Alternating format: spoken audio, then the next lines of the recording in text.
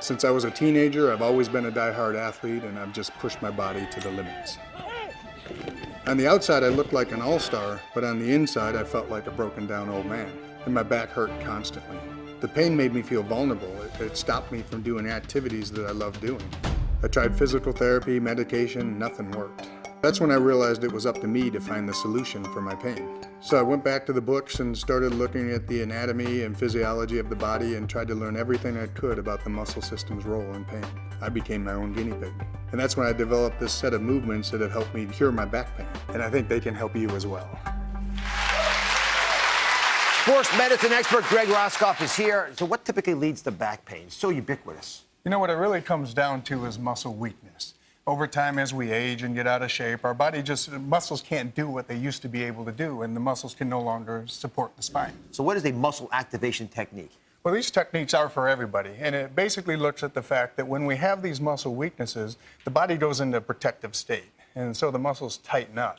With muscle activation, we actually focus on the weakness, and if we can activate those muscles, it will actually allow those tight muscles to relax. Do you get this concept, folks? It is groundbreaking and big time. If you can get the world expert teach you how to deal with a problem like back pain, you ought to take advantage of it. So we've got Lynn here, who's going to be your first victim. Come on over. I'm going to show you what they do with the NFL players to get them loosened up, because, again, it's going to work for you. So you can lie down here, put your head this way. Okay. And I'll come keep you company.